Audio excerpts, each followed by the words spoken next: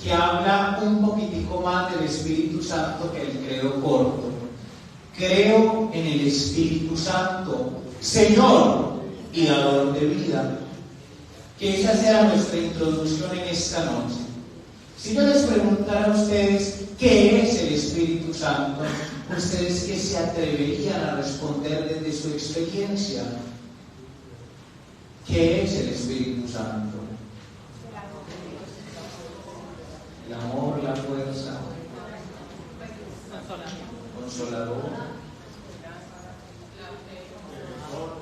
Pues les acabo de hacer una maldad muy grande, porque les formulé mal la pregunta. El Espíritu Santo no es qué, es un quién. Por eso ahí dice, y se los puse en mayúscula, creo en el Espíritu Santo, Señor, porque no es un qué, sino es un quién.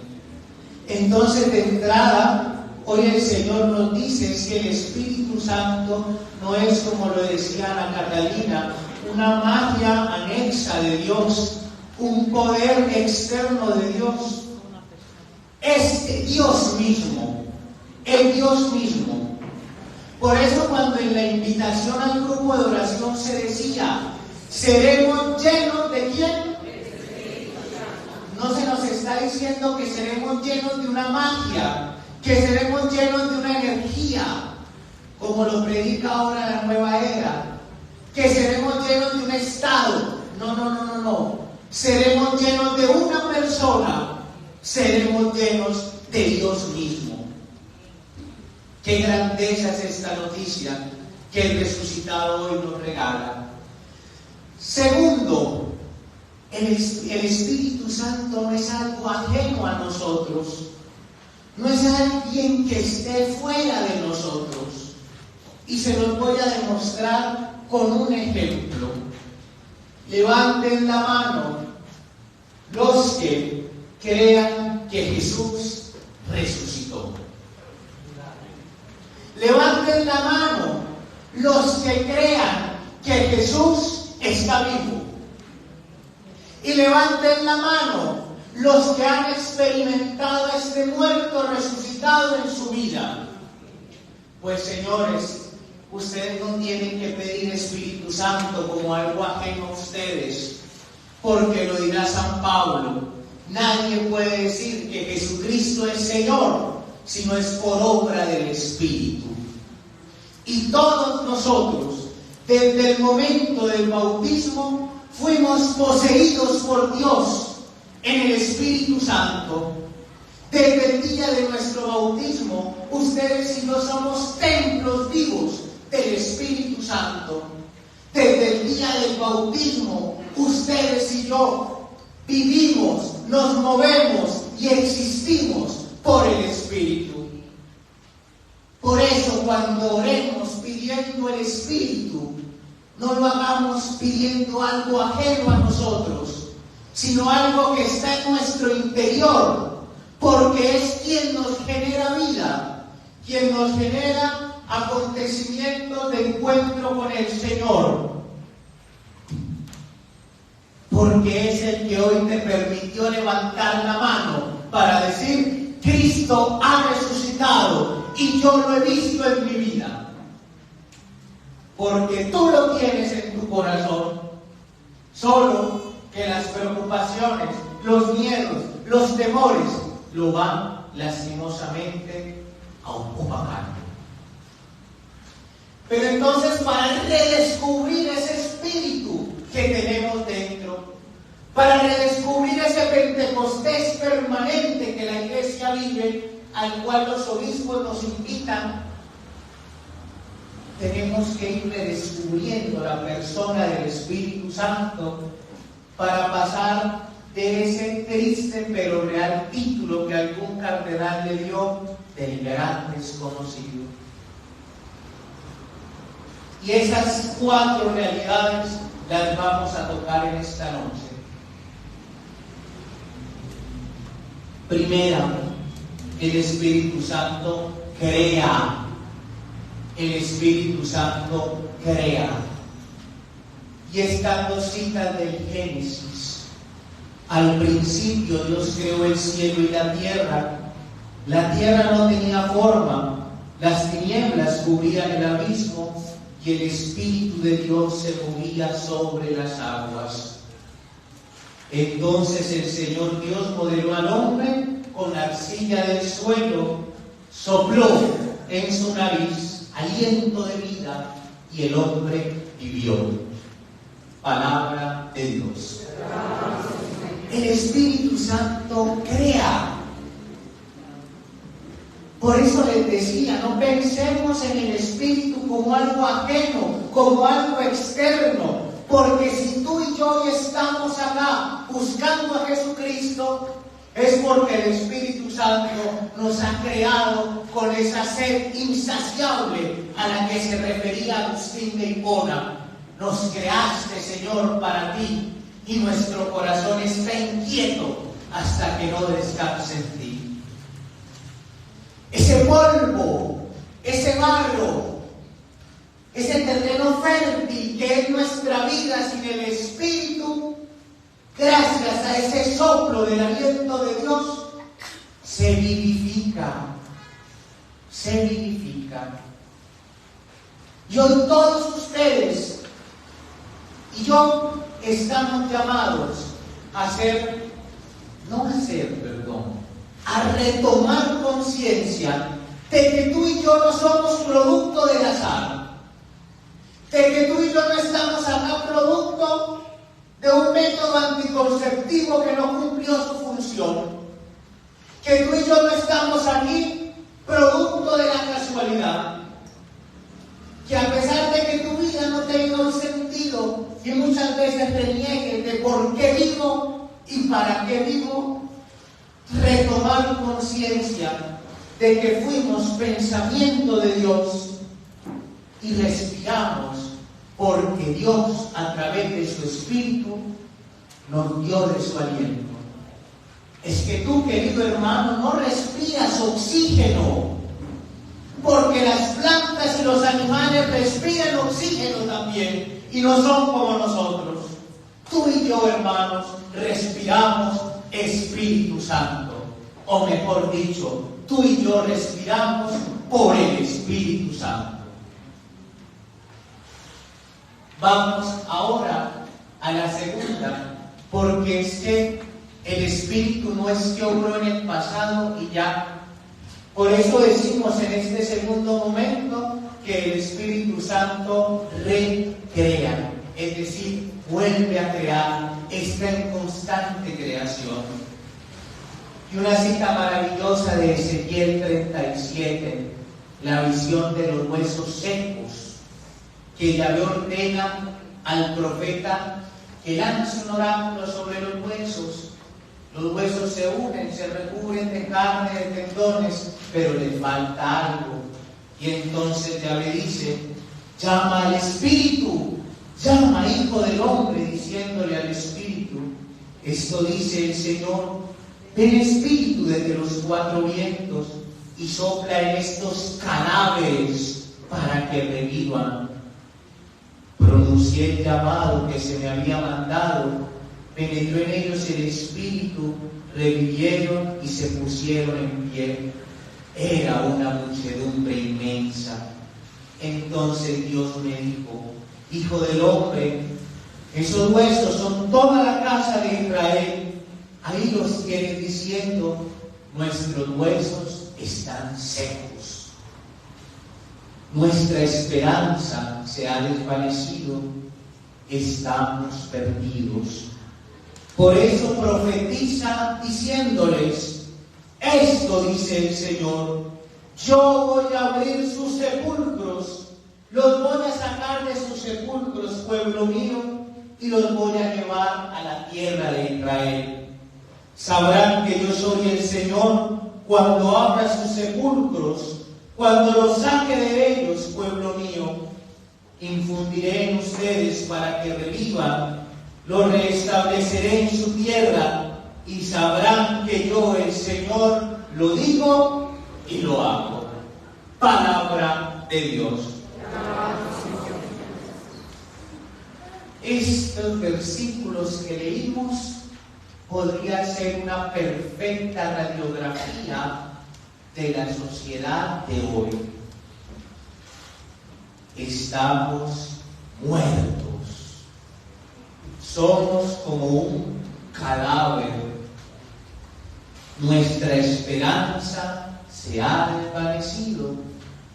Estamos perdidos.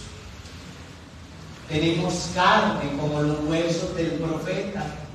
Tenemos tendones, pero quizá nos falte retomar conciencia del Espíritu que quiere hacer de nosotros una nueva creación. Yo no sé hoy tú por qué estés pasando. No sé qué situación difícil estés afrontando.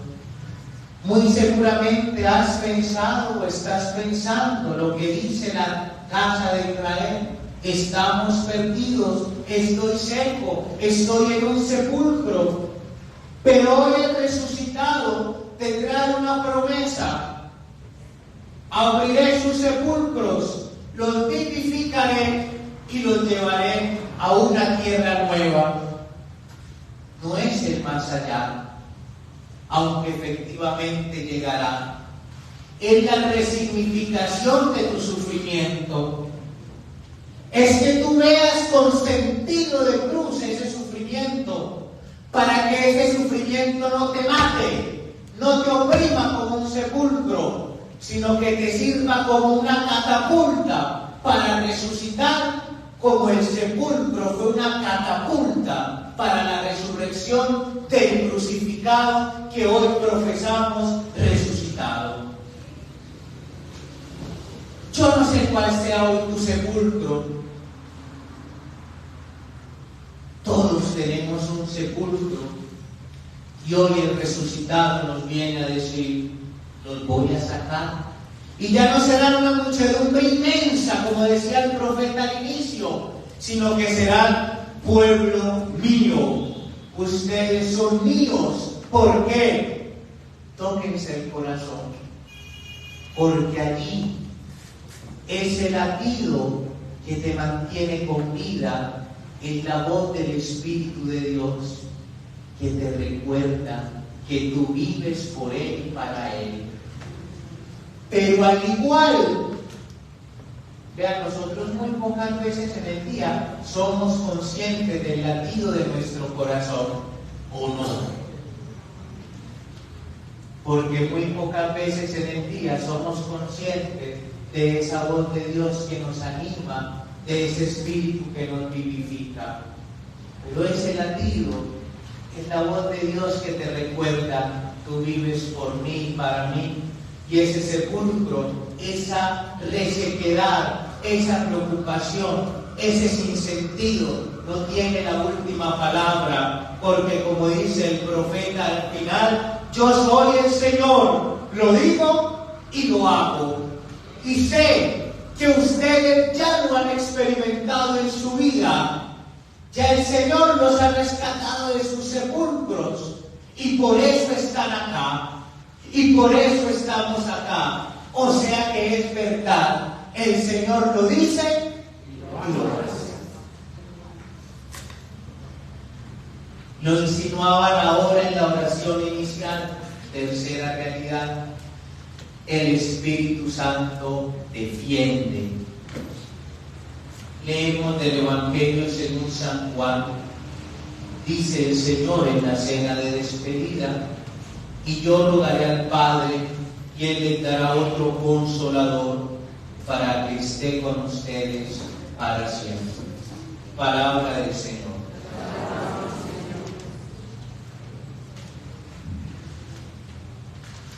La palabra paráclito, aunque muy enredada, es muy hermosa. Y lastimosamente, parácletos viene del griego, y lastimosamente no hay una sola palabra al español que traduzca en su esencia el término paráclito. Les muestro con otro ejemplo. ¿Qué es paráclito?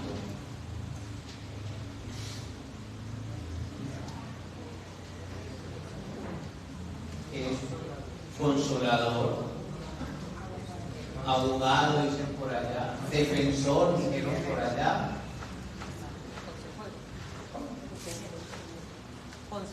consejero.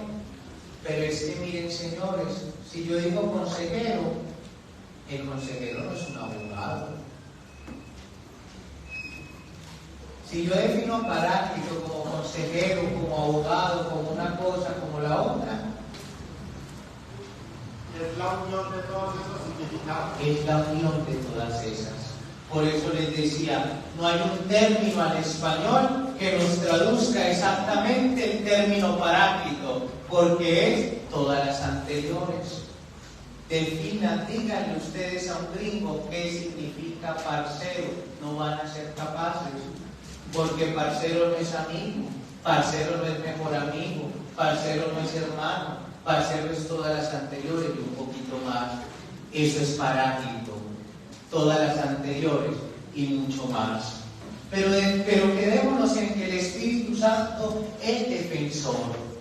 ¿Contra quién nos defiende? Está bien, contra los enemigos del alma, contra los enemigos externos. Pero hay un enemigo mayor, del cual nunca hablamos, y es el que más zaratea nuestra propia vida. Y si tuvieran un espejo se los presentaría, porque nuestro mayor y primer enemigo somos nosotros mismos. Por eso San Pablo dirá que el Espíritu de Dios le da testimonio a nuestro espíritu de que Cristo vive. Pablo no dice que es que el Espíritu de Dios en nuestro interior le va a dar testimonio a nosotros, es verdad, pero Pablo lo refiere primero, es que el Espíritu de Dios que habita en nosotros, al primero que le da testimonio es a nosotros mismos. Por eso cuando te digo el Espíritu Santo defiende, es que el Espíritu Santo te defiende de ti mismo, de tu sinsentido de la vida, de tu depresión, de tu tentación al suicidio,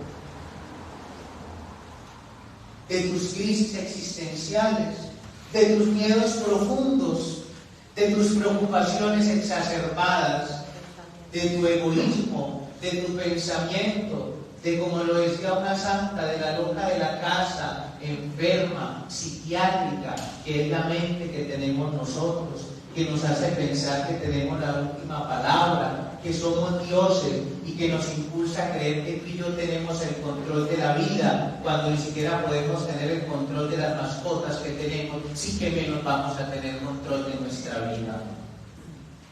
Por eso el Espíritu Santo nos defiende y viene a defenderte de ti mismo, para recordarte que tú no vives por ti, de que tú no vives para ti, de que tú tienes una visión mayor, porque es que el hombre mira en horizontal, pero es que Dios quiere que tú mires más allá.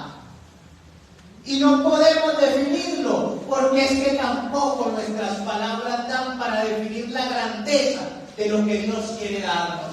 No hay una palabra para recordarnos que el hombre no tiene alcance para imaginar todo lo que Dios quiere hacer con nosotros. Y si tú hoy te sientes sin sentido, te sientes en crisis, sientes que tienes un problema que te está ahogando y que más valiera no haber nacido, como muchos dicen, créeme que para Dios vales, lo vales todo.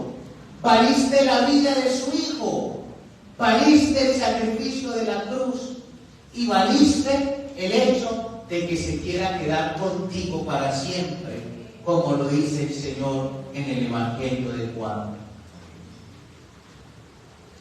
Hablar del Espíritu Santo es hablar de la gran promesa de un Dios obsesivo, digámoslo así en el buen sentido de la palabra, del Dios obsesivo que no fue capaz de desprenderse de sus hijos, porque sabe que sin Él, sus hijos, no somos nada. El Espíritu Santo te defiende de ti mismo y de nuestros planes a veces tan horizontales, porque Dios quiere que mires más allá, y ese más allá es Dios mismo. Y ese deseo de Dios que tienes en tu corazón y que te lo da el Espíritu, es también el Espíritu Santo desesperado por tomar el control de tu existencia. Dáselo y experimentarás la promesa del Emmanuel, del Dios con nosotros. Y finalizamos con la última, y a mí personal es la que más me gusta y de la que menos se habla. ¿Por qué? Porque es la que implica el compromiso. El Espíritu Santo hace misioneros. Y ojo, que el título lo pensé muy bien. Yo no puse el Espíritu Santo nos hace misioneros, no. Puse fue el Espíritu Santo hace misioneros. O sea, todo lo que el Espíritu toca, por sí o sí, lo vuelve misionero. Y lo que voy a decir va a sonar fuerte, pero si tú no eres misionero aún, si tú no eres evangelizador, es porque no estás dejando andar el Espíritu Santo dentro de ti. Y te lo demuestro con las dos citas bíblicas que siguen a continuación.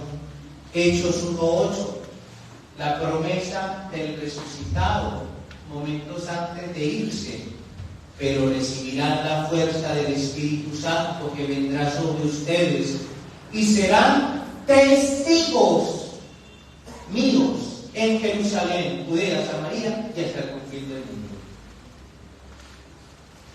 Palabra de Dios. Y la que voy a leer a continuación es más sana todavía, porque es la venida del Espíritu Santo en el día del Pentecostés en el cenáculo. Pero lo que pasa es que a nosotros solamente nos leyeron hasta el episodio de las lenguas de fuego y nos quitaron la carne de esa cita bíblica, porque nos quedamos en el viento, nos quedamos en el fuego, nos quedamos en las llamas, pero se nos olvida que después de eso Pedro se pone los pantalones y sale a testimoniar en plena plaza pública. Y miren lo que decían los extranjeros. Fuera de sí por el asombro comentaban: ¿acaso los que hablan no son todos galileos? ¿Cómo es que cada uno le oímos en nuestra lengua nativa?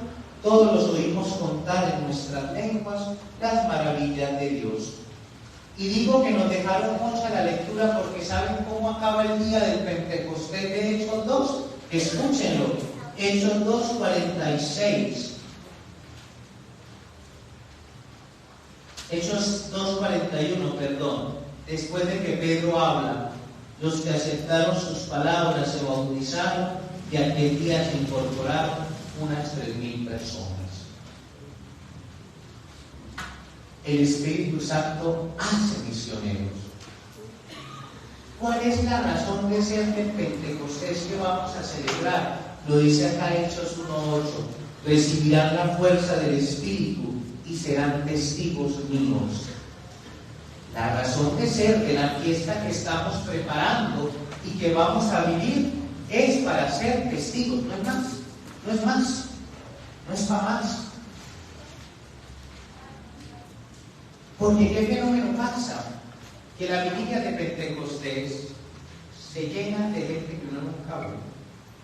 Y los cantos son muy bonitos y todo, y espectacular, y ese día todo el mundo es el más católico, y ese día todo el mundo lo siente, y ese día todo el mundo siente que lo está quemando, que lo está ardiendo, y que hey para arriba y que hey para abajo. Pero al otro día,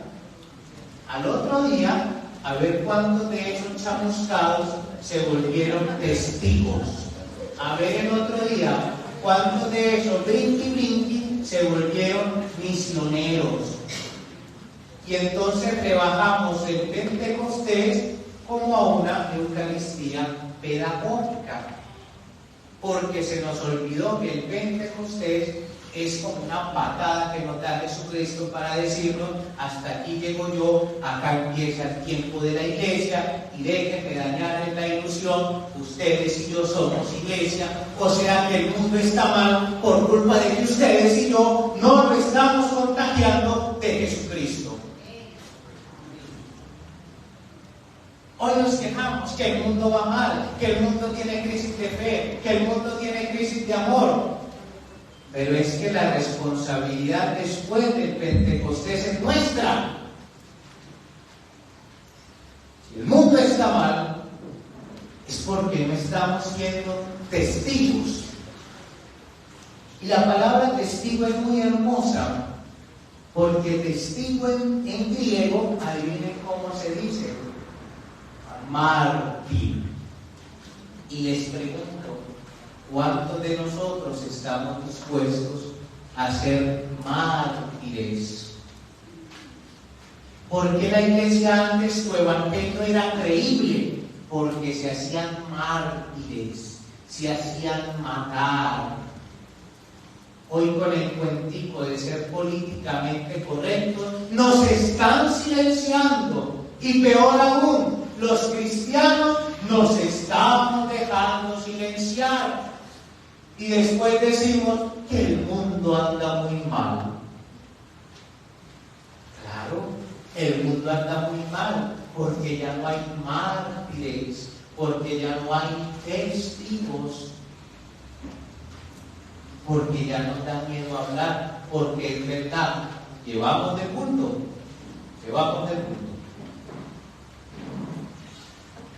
Pero léanse el discurso de Pedro de Hechos 2 después de la venida del Espíritu.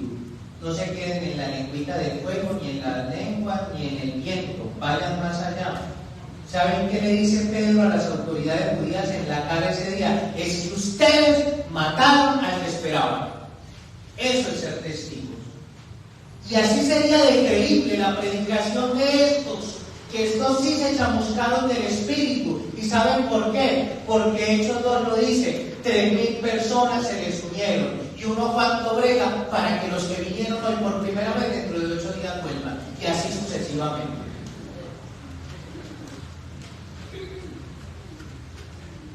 El Espíritu Santo viene para hacernos testigos y a su vez para que nosotros hagamos testigos. ¿Por qué? Y acá resumimos todo lo que hemos dicho. Porque es que el hermano, si tú estás llevado, si tú estás llevada, si tú estás en crisis, si nosotros una preocupación nos tumba y nosotros somos cristianos y creemos, con cuánta razón mayor estar el de afuera que no ha tenido experiencia de Jesucristo. ¿Y quién es el corresponsable de levantar a ese hermano? Se los presento, todos nosotros. Porque en la calle hay muchas personas que necesitan que les digamos que no fueron fruto del azar, que fueron creación de Dios y que su respiración es la respiración del mismísimo Dios. Porque afuera hay gente que necesita que nosotros le digamos que Dios tiene el poder de hacer nuevas las cosas, que lo que se te salió de las manos, bendito sea, porque si tú no fuiste capaz es porque sí o sí a Dios le va a tocar entrar en tu vida. No es para que tú te vanaglories de lo que hiciste. Cuando tengas una situación que no tengas tú el control, bendito sea mi Dios, Señor, porque sé que tú vas a entrar. ¿Por qué? Porque el Espíritu Santo nos defiende. Que afuera hay gente que necesita que le recordemos que por lo menos para Dios son sus más amados. Pero ¿saben qué necesita? ¿Qué necesita la regla de 3 para quedar completa? Que tú y yo nos volvamos testigos, que tú y yo nos volvamos misioneros, que tú y yo en verdad digamos, pues madre, este Pentecostés fue bonito, pero no porque la animación musical cantó bonita, porque qué discurso el de Monseñor. Fue bonito porque salí al otro día a regar evangelio por todo lado. ¿Y qué es regar evangelio?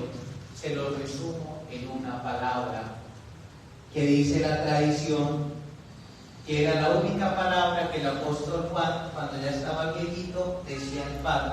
El viejo es que ya no hablaba, estaba allá. Y lo único que le decía a la comunidad cristiana era: ámense, ámense, ámense, ámense, ámense, ámense. Porque el mejor evangelio, queridos hermanos, es el amor. Y si tienen dudas, miren la cruz. Y si tienen dudas, miren el sepulcro. y encontrarán que ni siquiera la muerte pudo retener el amor. Si tú le amas, si tú los amas, la muerte no logrará retener ese anuncio de amor, de victoria y de salvación que Jesucristo te ha dado. Pero no te lo ha dado simplemente para ayudarte, te lo ha dado para que seas testigo. Porque no hemos sido resucitados, queridos hermanos, para quedarnos en nosotros mismos. Hemos sido resucitados para amar.